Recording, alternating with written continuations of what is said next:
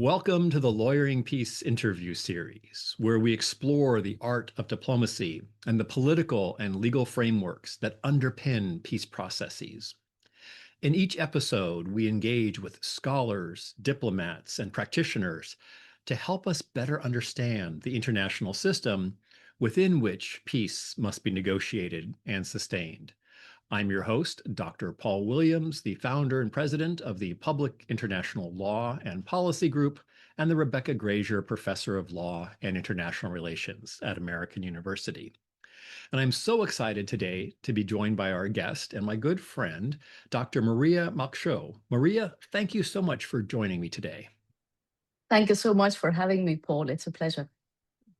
Well, now for our listeners, following the 2026 World Economic Forum in Davos, where global leaders openly acknowledged that the post-1945 order is, quite frankly, no longer functioning as it once did, my team at the Public International Law and Policy Group developed a framework mapping several of the possible trajectories for the emerging global system. Now, instead of arguing for one clear and coherent new world order that's replacing an older world order, the framework research suggested that we're actually living through a period in which several different developments are unfolding at the same time. In some parts of the world, we see increasing fragmentation and weakening of global institutions. In others, countries are organizing themselves more strongly around regional blocs. We also see a rise in transactional diplomacy, where short-term deals and leverage take precedence over long-term institutional commitments. We're also seeing that some states are forming coalitions based on shared political, economic values, while the major powers are competing more openly and more intensively and more Machiavellian for influence. But what does this moment actually mean? Is this a collapse of the world order? Is this a transition? Is this an unveiling of a new world order? To explore these questions, I'm excited that we have Maria here with us to think through them. Maria is a good friend. She knows so much. She's oftentimes the smartest person in the room, and I'm excited to get her thoughts and her insights.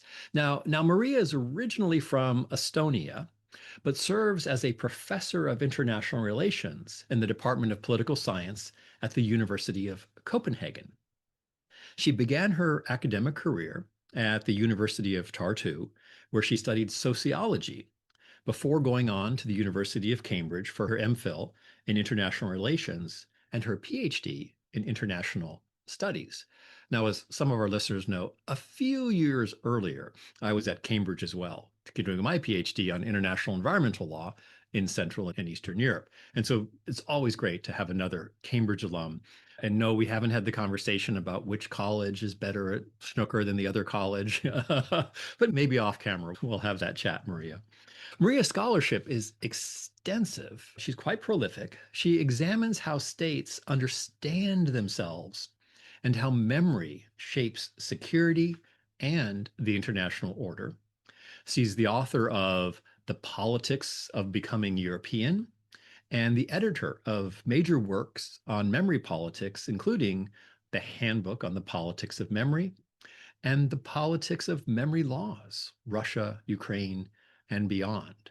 Her work has profoundly shaped how we understand memory politics, European security, and the symbolic and normative dimensions of international order. I should also mention that Maria and I both serve on the International Working Group for Ukraine, where we advise President Zelensky and his team on the negotiation process. Okay, Maria, with that introduction, there's some high expectations for this conversation. Let's jump right on in. And let's start with your journey. Did you wake up one day in middle school and high school and think, I want to be a sociologist. I want to study the impact of memory on international relations and security. And then you dedicated your life to this study and commentary. Or how did you come about settling on memory politics and international security? And was there a particular moment along that journey that really impacted or really shaped how you think about memory, politics, international relations, security? First of all, thank you so much for this super kind introduction, Paul. I'm flattered. But yes, of course, we are all products of the context. I guess also products of our biographies in that sense. So for me, I believe this original experience of being born and first 12 years behind the Iron Curtain, to put it dramatically, with the inability to actually travel and see the world, certainly also served as an impetus to be extra interested in this world. And of course, that also meant, combined with a family history, that you would always have this sense that whatever the official story wasn't really the story. There was this very clear awareness from the childhood already that obviously we had lost something. We had lost, Estonia lost its statehood in the context of the Second World War. And that was this daily experience of living under the regime that quite simply was wrong. But there was also this daily experience, even as a child, mastering the art of what George Orwell wrote about, double think and double speak. And that, of course, I guess, is already something that sort of attunes you, or sensitizes you to the differences between history and memory, for instance. And then fast forward, obviously, my growing up, coming of age, both as a biological being and as an academic being, was very much convergent or in line with how Estonia restored its statehood and also managed to, in a way, benefit of this liberal internationalist moment in world politics and actually lock itself into these organizations. That perhaps is also one of the main reasons why it is today, where, for instance, Ukraine very tragically isn't. So in that sense, I think the backstory, yes, in a way, is very much, I think, the reason why we will later on find some things that have carried me through, also academically speaking, in my research topics, such as what does it mean to live in between? What's this thing called liminality in international relations and not just in anthropological contexts? And of course, these issues were not only pertinent to Estonia's, but were, I would think, very pertinent to the broader Central East European experience post-Cold War. So there we are. Maria, while we're doing background and introduction, tell us about your village. You're from your village. President Ilves, I understand, is from your village. And I understand a number of other high profile Estonians are from a rather small village. So just kind of curious, what's the story there? Yes, one wonders, right? I mean, we joke ourselves that is it the fumes of the marshland or the forest air or what can it be? I mean, the story. Obviously, it's not in Estonian terms. It's not a village. It's a little town, but it's like when I grew up, it was maybe 14 to 1600 people, so very small indeed. I think simply historically, it has been an important part in the small Estonia that was pretty wealthy and hence managed, Estonia being historically the agricultural society, managed to send the farmers managed to send their sons, or at least one of the sons, to the university. So it did also, as a region, become one of these hubs for the national awakening in the 19th century. And simply, I guess, people have been able to get the education, which usually tends to be the key of starting to ask also questions and sometimes answering them. So yes, but it's interesting that in such a small place, there is perhaps indeed a notable interest among people. For instance, my own older brother, there is another a friend of our common friend who is from that place, a foreign policy figure from that very small town. So the concentration is perhaps, yeah, slightly higher than usual, but then these things happen. Well, Maria, you and I have something very much in common in that sense. I'm from Cupertino in California. And as a high school student or in university, I'd always say, oh, yeah, Cupertino, 45 minutes south of San Francisco, because everyone knew where San Francisco was. Now, every single person who has an iPhone knows the time and the weather in my hometown because that's where Apple was founded and was based. So yes, small, mighty little towns and villages can have an impact. Well, let's pivot more into the intellectual dimension now of our conversation. And we're seeing, or we think we're seeing, a paradigm shift out there. Is this really a paradigm shift, or is this yet another zig and a zag on the post World War II, post Cold War evolution of international relations? And we should just all relax a little bit. And I know I'm telling somebody calling in from Denmark to relax a little bit about this particular zig, but should we be more relaxed, or whoa, we have to be quite focused? We are undergoing a paradigm shift here. Yeah, I think for someone who is regionally or geopolitically inclined to be a bit more pessimistic rather than optimistic about such developments, I think we have probably moved beyond this phase of cracks in the facade. It does strike me, as I think also is the key message that I took from your group's report, that it would indeed amount to a delusion if we would think that there is some way of nudging ourselves back. But I guess the question is, of course, whether what we currently have amounts to something solidified enough that we can already call it with a name. For instance, in my book project that I'm working on, I mean, I haven't been able to come up with a better term. Obviously, I'm working in the context of security politics, but post Cold War era. Two posts, right? Which is obviously suboptimal as a term, also suboptimal for word count if you think of it. But I think, as always with these categorizations, when we try to think whether what is happening is something that is really unprecedented or something that is really super new, or it's more like, right, we had to first clarify what the temporal boundaries of our discussion actually are, and also the spatial boundaries, because I think that actually varies a lot depending on how we put these boundaries down. Now, when I think of my own field, my own discipline, international relations, it of course has a long tradition of studying the rise and fall of not just great powers, but also international orders. But then again, it is pretty presentist as a discipline. So generally, when we have that discussion, we would say, okay, you will discuss what happened first after 1945 and then after 1990 and what is now happening. And when this new now starts is, of course, debatable, whether it starts January 2025 or it started already with Iraq or 2003 or when really. But I think so. One thing is this awareness that, okay, perhaps the temporal boundaries that we use for contextualization already reflect a little bit also the spatial dimensions of our discussion. Because when we ask that question, okay, is it an utter rupture when we talk about something that generally is referred to as liberal international order, right? Or rules-based order, then perhaps the rupture indeed is there for European states within the West, and perhaps less so, or it's perceived less as a rupture for quite a few other players in world politics. The rising powers, some of whom would say that, well, perhaps we are rather returning powers than rising powers, which also reflects that the discussion historically, as well as within the discipline, has often been extremely Eurocentric or West-centric and hasn't really taken on board the lessons from these non-Western orders and much earlier temporal points.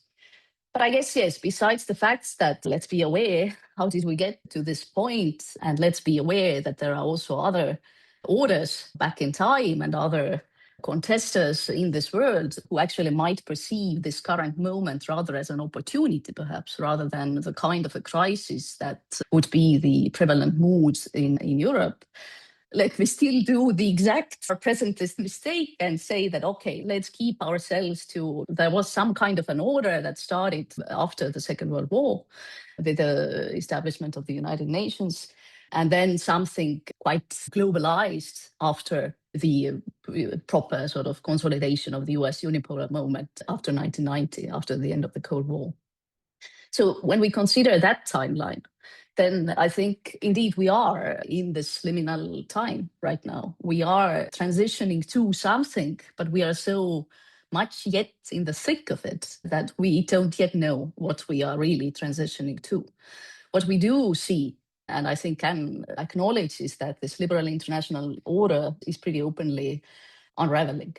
And there are some pretty notable trends which are still conflicting, and none is yet very clearly prevalent, because as always when there is power and someone trying to claim or establish or re-establish dominance, there will be some sort of resistance, and I think this moment is also arriving. But we all know the basic story, right? There is this evident reversal of democratization, if this is part of this liberal international order that is actually happening across the world, and certainly most disturbingly, again, for the Westerners, within the core of the liberal international order, the West itself. There is this relative rise of certain players such as China, a relative decline of the United States. But there is also the mismatch between the old institutions and the challenges of the day, as well as, of course, the fit of these institutions to both serve the status concerns of those risers, right? As well as the enormity of new challenges. For instance, how do you actually deal with these new sovereigns, so to speak, as the very large technology platform companies, AI, but also climate change, stuff like this. So we are in this in-between time. And I guess the key feature of this in-between time is that the United States apparently is not anymore interested in underwriting the liberal international order. It's defunding certain international organizations, parts of the United Nations. And I guess this rupture in the core is what also creates this cognitive rupture. But again, I think with all these structures being in flux, the central norms being in danger of being substantively weakened, we should perhaps still also ask this question when we try to see where we are going, acknowledging, of course, that these in-between times are always difficult emotionally because of the uncertainty and all of that. But we should ask for whom this current moment is actually a huge transformation, and for whom it is perhaps more of this incremental continuation of how many, for instance, in the global south would describe the liberal international order, what they've always taken as sort of double standards, de facto hierarchical, not to everyone in similar ways, actually not delivering on this common good, meritocratic principles, and so on.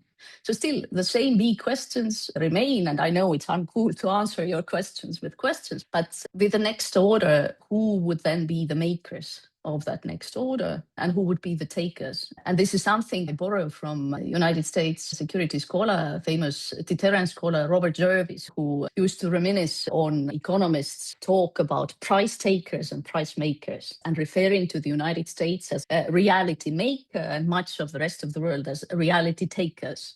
Right.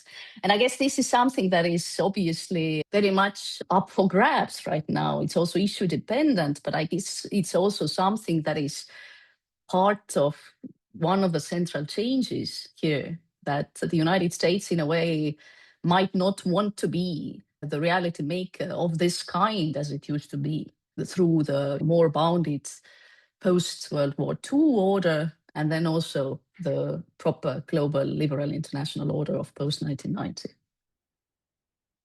Well, Maria, let's pick up on that a little bit, because again, with the United States being the rule maker and now pivoting into sort of an ambiguous position at the moment, one thing that I think would be helpful for our listeners is explaining a little bit more the dimensions of the existing order. And I say this because if we're a lawyer, we say rules-based order. The Europeans are now saying values-based. You had mentioned the liberal international order. We always think of it from the legal bubble that I exist in. Well, yeah, there's treaties, there's rules. It's a rules-based order. But from the conversations I've had with you, it's not just the rules, it's shared expectations, ways of communicating, ways of justifying, and ways of performing legitimacy. So my lawyer friends and I, we fret about the rules, but there's so much more to fret about in the way that we're justifying, speaking, explaining, even performing and pretending to at least acknowledging the rules and then going and breaking them, but at least acknowledging them and doing some sort of performance on compliance. Can you help our lawyer listener, or not our loyal, but our legal listeners, who hopefully are also loyal listeners, understand the multiple dimensions of this existing order, which it may be yesterday's dishwater, but just so we know what we're zigging from? Yeah, I think that's an excellent question. And of course, it's also a deeply, you could say, ontological question in terms of what the international realm is actually made of, right? What are the units within the system? Something that both international law and international relations theory have deeply studied and cared about, even if they have put their emphasis perhaps on slightly different things, but also not always. I think there are also realists and other kinds of international legal scholars in the international law scholarship. But I come personally from this broadly the paradigm or school that you could call constructivist, that also thinks seriously about the social stuff that happens in the international realm, in international interactions, and that also thinks of this social stuff that maybe Marxists would call just the superstructure or something that is there, but perhaps not as important as the real structures, the material structures. Thinks of it as also actually of constitutive importance, of actual political consequentiality. And that applies also precisely what we could call the way things are being done, the way things are being conducted. So it's not also surprising that both historically, those lines of thought that came before constructivism in international law and international relations, and also after, have been caring, for instance, about such things as diplomacy. And now I think that is also to say that when certain interactions take place, they actually are enacting lots of the stuff that we rely on in international politics, because a lot that we talk about at that and that we engage with, and that is actually the currency, right, is not really something we can grasp. It's not always tangible. It's actually what is often referred to as a necessary fiction, sovereignty, the stuff that state identities are made of, right? These things somehow need to be also made real or enacted. And this is where the quality of interactions comes to actually matter and be politically very consequential. So I think when we bring it to something concrete, what has been perhaps really the point of no return or shock or divergence compared to what was there before is when we talk about Trump's first year in the office, right? His administrations. Because you could say that, yes, structurally speaking, the direction, the trajectory, the broad trajectory of the United States, not maybe wanting to hold hands with Europe this way as it used to, or be the sort of world policeman as it was, or continue with this type of liberal internationalism as the wars of Iraq and Afghanistan were conducted under the label of. This was already there before. But what is different is there's now very openly declared clear contempt for international law and the operation on the basis of blunt power. And we've seen this from the Greenland, from Canada, from Panama, Venezuela. And this is something that used to be the prerogative of these other players. I mean, we are not surprised, or were not surprised, at least nobody in Eastern Europe really was surprised when Russia would do it again and again. But suddenly having the United States actually openly conducting itself in the international relations without any legal framing for attempts to acquire territories as really state units, and actually saying openly that, yeah, traditional sovereignty norms, they don't really matter anymore.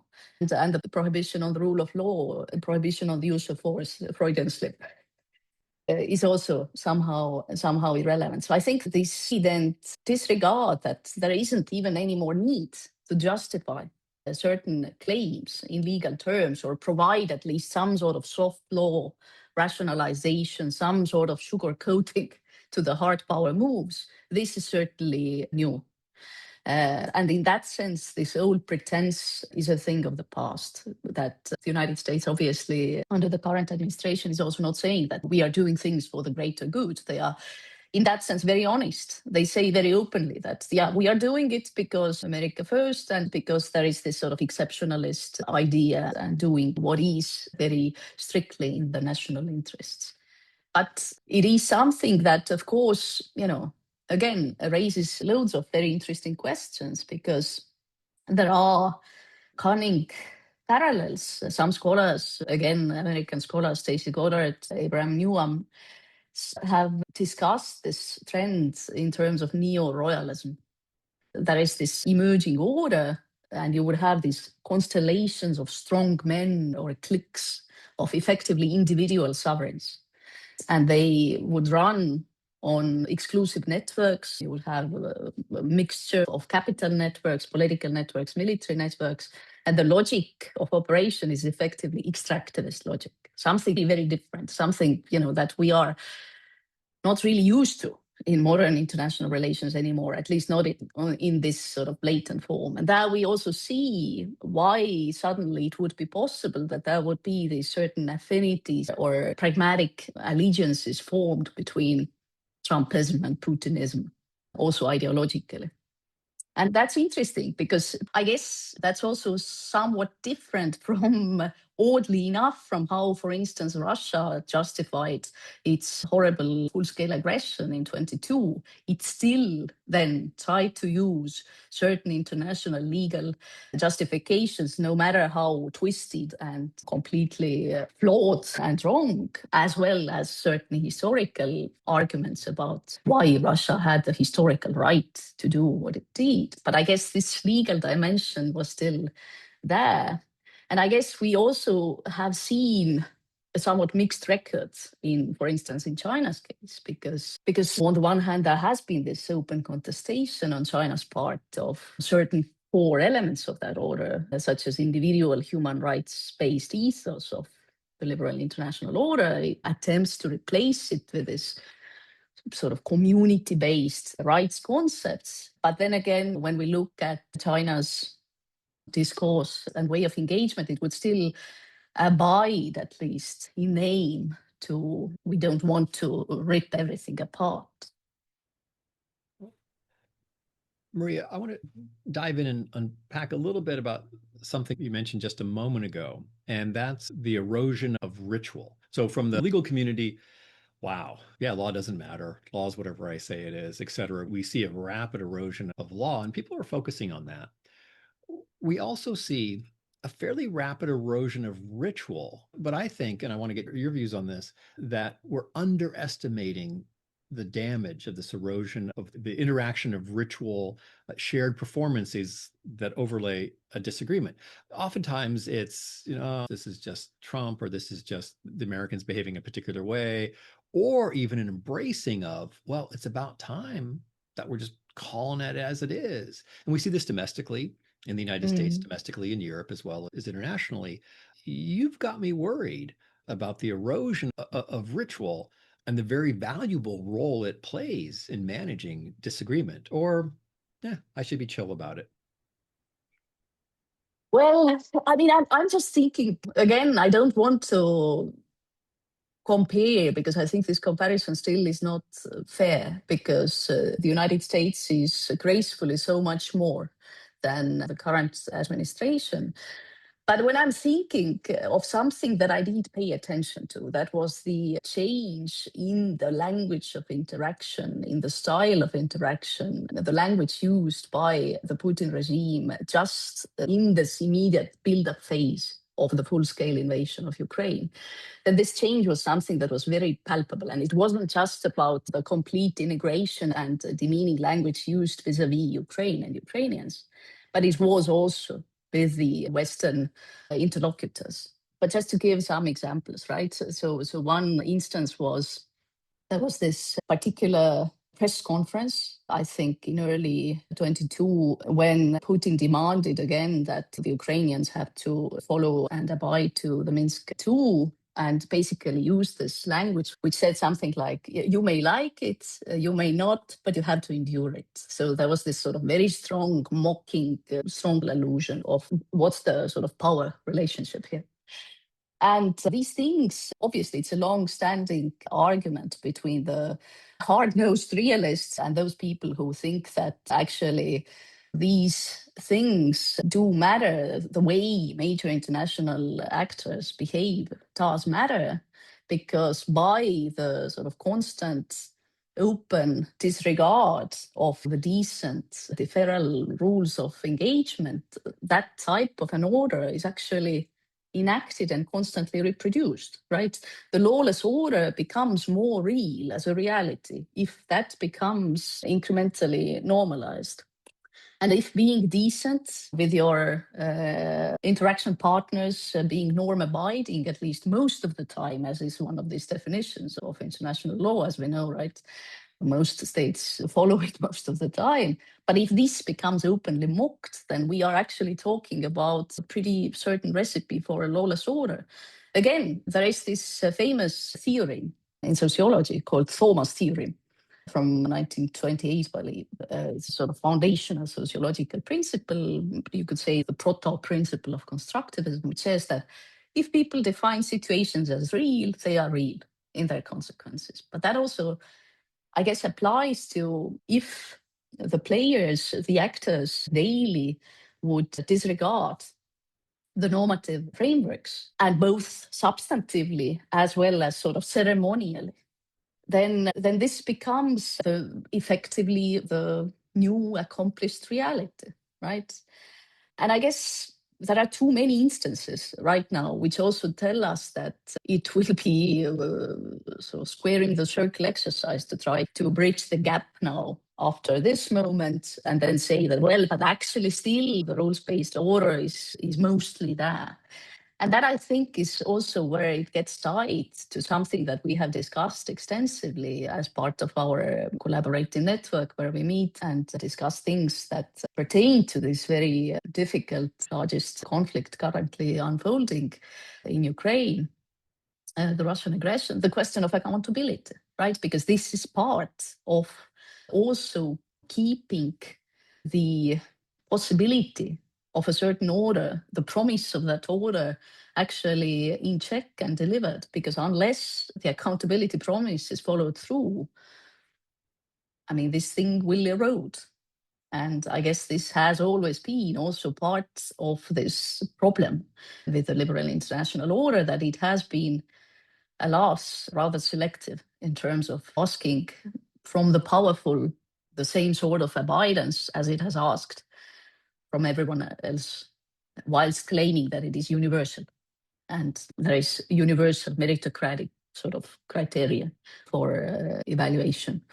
So what we see, I think, and what is in trouble here is indeed not just the bread and butter business of international lawyers, which is very clear, right? I mean, we see Russia having fundamentally violated some of the fundamental norms, non-aggression norm, territorial integrity norms. But we also see this sort of more with enforcement instruments that seems to still be currently Donald Trump's preference. We see the sort of nudging or erosion of the traditional concepts of sovereignty that we have operated by this time, and the very open idea that, well, it's always been hierarchical, and now we just also say it. We just admit as much, right? Well, let's pick up on constructivism. Ideas matter. These ideas provide a framework for interaction. What is the framework that Europe is constructing? I think after Trump, the first administration of Trump, it was, we'll just wait it out. We'll return to the rules-based, the liberal international order. Then, of course, with Russia's invasion of Ukraine, there was a sense of, well, wait a second. Does this order really constrain state aggression, literally in the heart of Europe? But now Europe seems to be grappling with testing out some different options for the new order. The president of Finland, President Stubb, called it values-based realism. I think Macron from France, he'd go with realism if he could get away with it. Merz in Germany is, we're not sure what it's going to be, but Europe needs to move from being a middle power to a great power. And he has his long list of things that he wants to fix within the European Union, plus the rearmament of Germany. What is your sense of the options that the Europeans are considering? And quite frankly, is values based realism realistic? Or does it just feel good? Yeah. Well, I think again we have to see who is articulating these ideas, right? And Europe, I understand, I mean, as a sort of geopolitical unit, it needs to act as Europe, right? It needs to get its act together. This is an old story, as old as the history of the European Union, at least.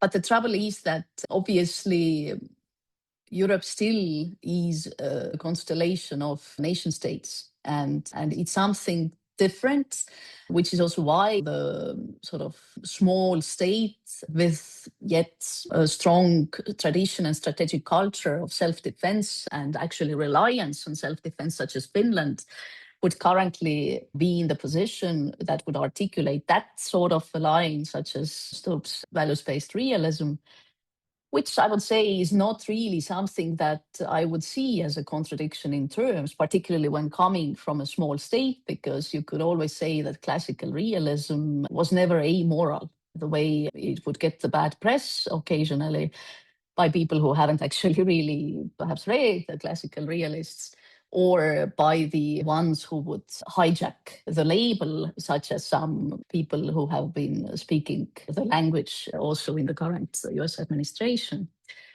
And then you would have France, that, of course, would always have had very particular ideas about what sort of Europe, with what kind of leadership and whose leadership in Europe it would prefer.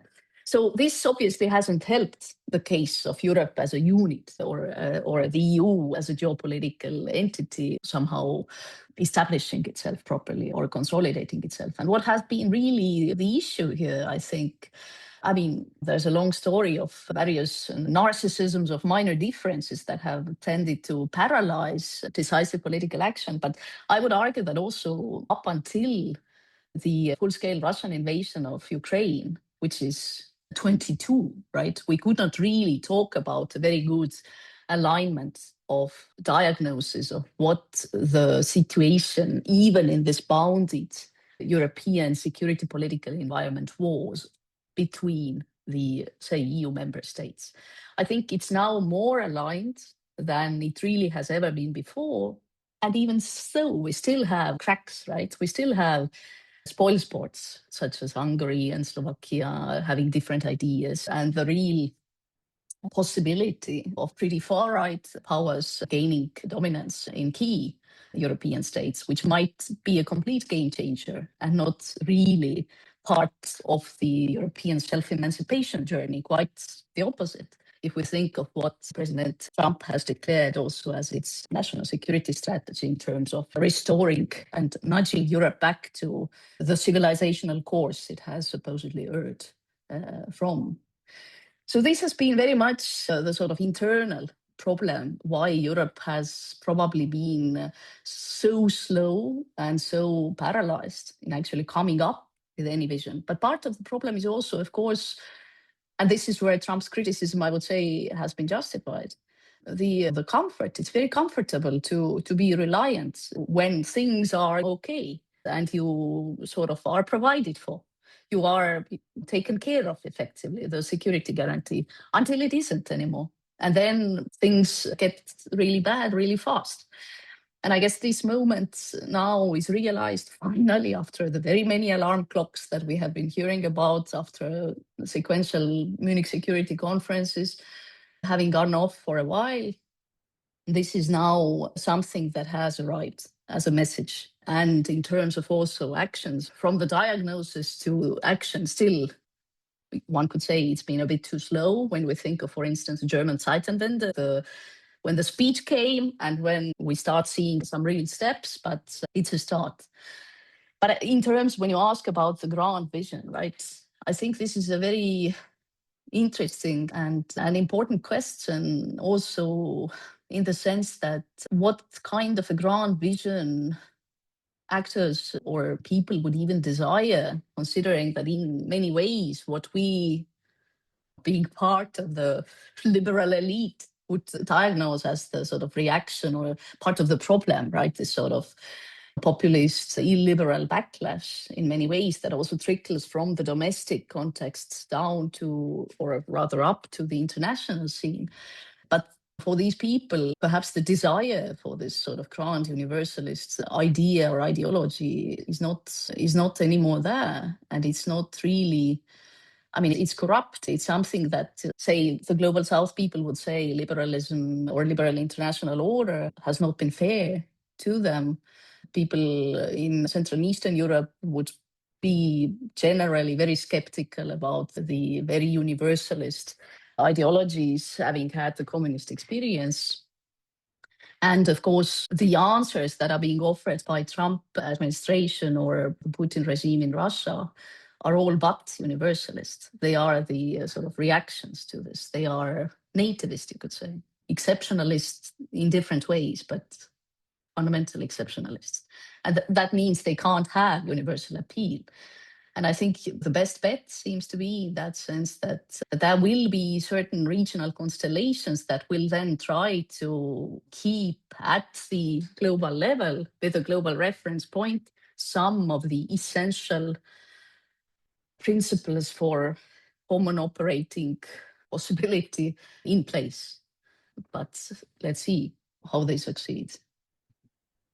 Do you think we'll be talking with a number of our colleagues from the working group around the globe about regionalism? Do you see these other regional entities, not really entities, but regional areas of the globe looking to the European Union as a model, or looking at it and saying, whoa, too much attempt at integration? We want a much looser Indonesia-led or South African-led or Brazilian-led coalition, or Carney from Canada, Middle Powers Coalition of the, he's not very well geographically situated for a Middle Powers coalition. I think other countries are more geographically situated for that, but they could be looking for a loose coalition of interest where they define themselves as opposed to the other great powers, the United States, China, Russia. Jury's still out on whether Europe is a great power or not nowadays. I'm not sure where you come out on that. Or are they going to try to do more regional integration to be able to promote their region first and to survive in this post-Cold War era? Yeah. Yeah. I think it probably varies, and that's also why there is always so actually limited appeal with these big umbrella categories, starting with the global south. I mean, even if we think issue specifically, even if we look at, say, the reactions to this issue that unites us and that we've discussed, the Russian war against Ukraine, I mean, there is also variation even there, right? In terms of where the emphasis would be put, even if maybe one of the common denominators would be that, well, we try to basically declare ourselves neutral, and actually to have it more or less both ways, right? That we say that we still subscribe to the core principles of territorial integrity and sovereignty, and yet we do not join the anti-Russian sanctions or do not really support any action that would help somehow Ukraine to dig itself out of this predicament. So I think in that sense, I am skeptical also that this broad alliance of middle powers that are actually very different, right? Because that again starts another academic or not discussion. Who is a middle power? Why is it suddenly even such a desirable category, apparently, for many states? I was in an interesting conference at the end of last year, which happened in Japan, which also declares itself a middle power. And apparently the conference was dedicated to middle power strategies and was very much discussing these things. But apparently many states would actually like to be considered and recognized as middle powers, such as Kazakhstan, to my great surprise, which wasn't really striking me as necessarily an actor that would either try to practice some sort of strategic autonomy or build interesting coalitions across different issues, but rather still staying pretty close to the historical dominant power in this sphere that is Russia.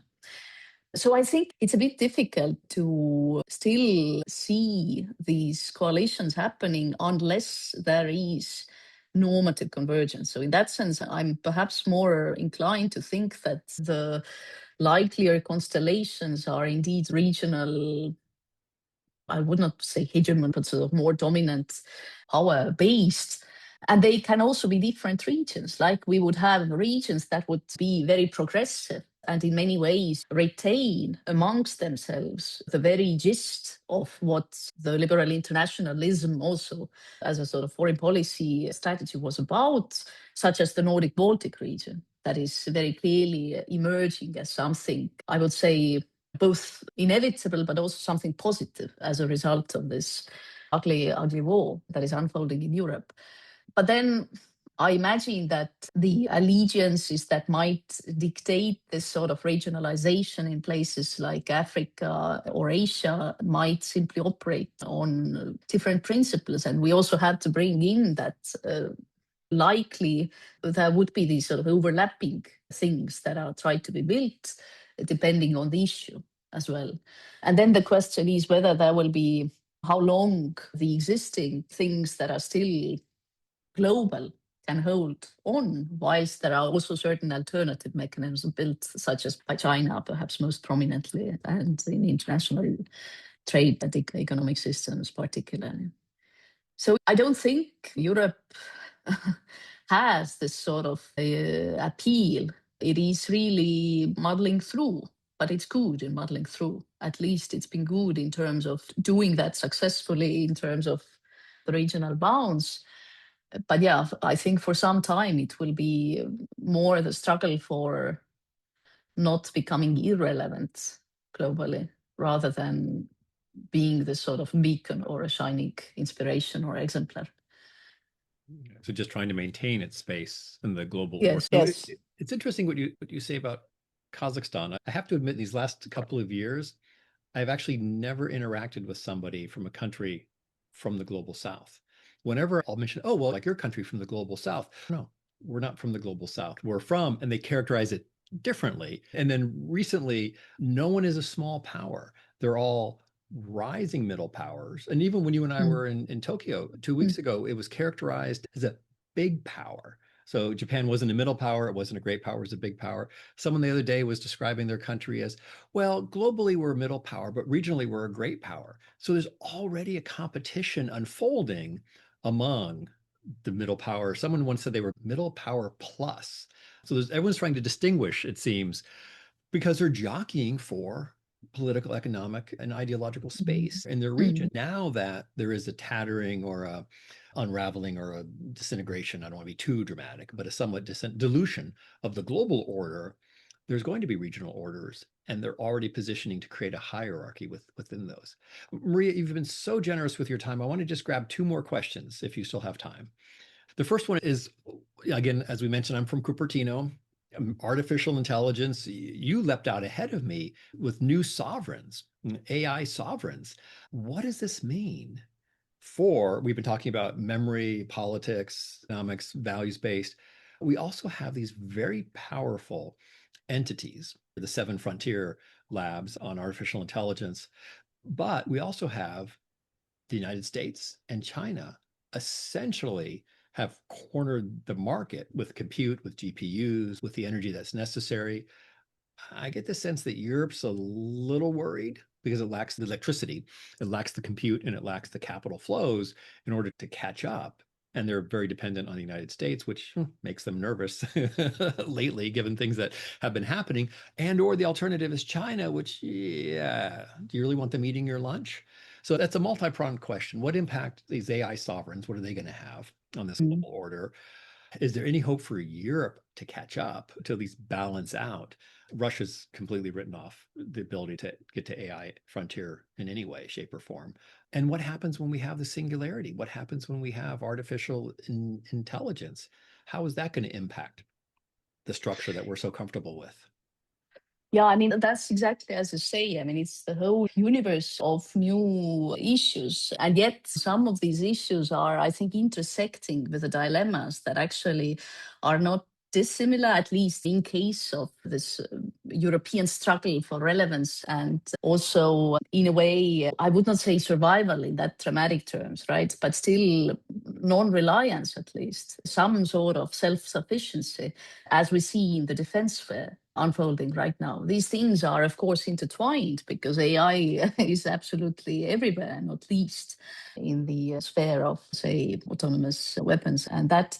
But I think in the broader sort of global governance terms, what is interesting and tricky here is, of course, the meeting of the new and the old, right? Because we have these superpowers, so new superpowers, which are absolutely non-traditional actors. Some of them are actual human beings who run these big tech companies, who are also ultra rich. I mean, the monetary power, the material power is extreme in that sense.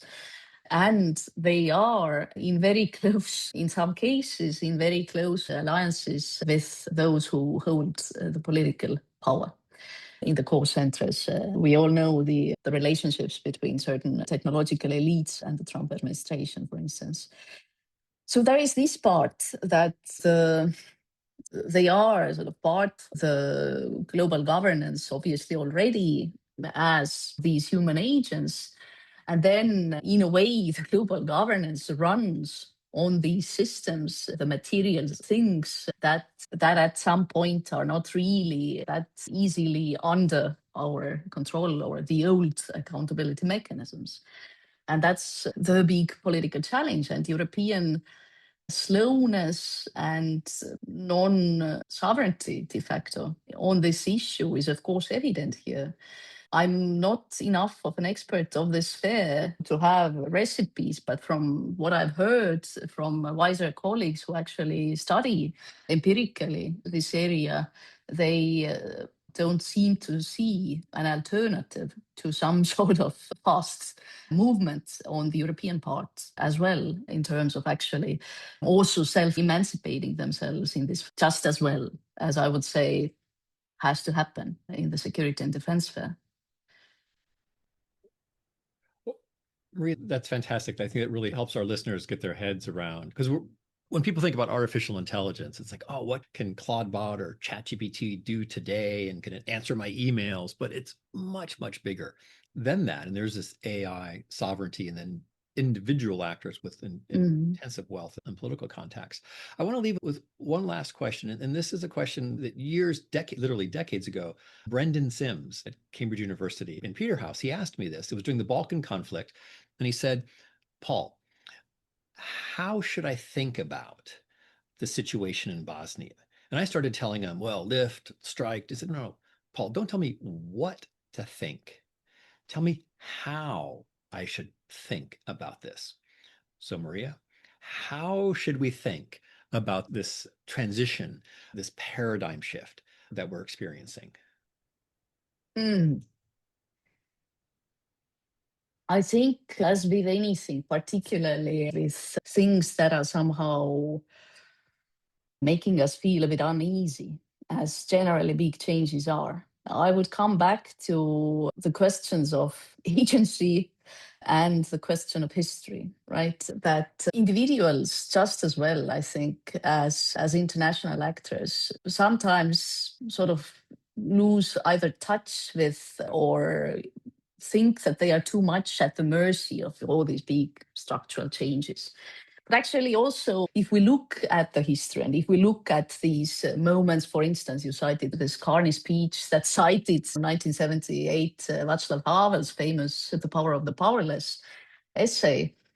History is also full of instances where these very unlikely episodes of established, suddenly assumed agency on part of these actors from whom we don't really expect that they could do anything under the weight of these very, very difficult circumstances and structural forces actually makes a difference. And I think this should not be forgotten, and this should be actually also actively lived, because otherwise we might as well just lend ourselves to desperation. And for me, this is one of these things that I definitely also took away from once upon a time when I was an undergraduate student and I had an exchange year in Montana. the sort of the American spirit, which is very much in that sense still oriented towards this can do attitude. And I think it's one of these ways of thinking which does make a difference also, that if you do assume this mental disposition that things can be done, I can own the consequences of my actions, but also I have to realize that inaction is also an action of sorts and perhaps might not be an option, then that would be a good starting point. And then, of course, also the fact that always helps in difficult circumstances. I used to give to my students when the lockdown was unfolding, everyone was desperate, young people particularly, that oh, suddenly we have to be inside and online all the time. Then I offered them readings, Gulag memoirs from people. But that did not go down well because that perspective apparently did not resonate. It did not do what I hoped it would be doing, that it puts things in perspective. But I think still this message does remain that, I mean, things are not great, right? They are pretty bad right now, let's face it, in many ways. But if we look back at history, hasn't that been the case much of the time? So just as well as, say, these current forces that we've been engaging rather critically about here would claim that they are the reaction to something that came before, this sort of rupture will also generate a reaction. And I think there will be something progressive in that reaction as well. We are just in the process of sorting it out. Well, Maria, I told you that was my last question, but I lied. I have one more. Do you still own cowboy boots from your time in Montana? Alas, no, I never managed to get them. But yeah, I believe I still might have some feathers from the local Native Americans somewhere. Well, I'm still processing that visual. Maria, thank you for being so generous with your time. And as I said at the beginning, you're always the smartest person in the room. There's so much that you've given me and our listeners to think about, and in particular, how to think about this paradigm shift, and really have grounded it in constructivism, memory politics, and a much, much broader perspective than my usual frame of reference, which is international law. And I'm afraid I agree with you a little bit that international law is on the rocks at the moment. But thank you for being on the podcast and sharing your thoughts and ideas. Thank you so much, Paul. It really was a pleasure.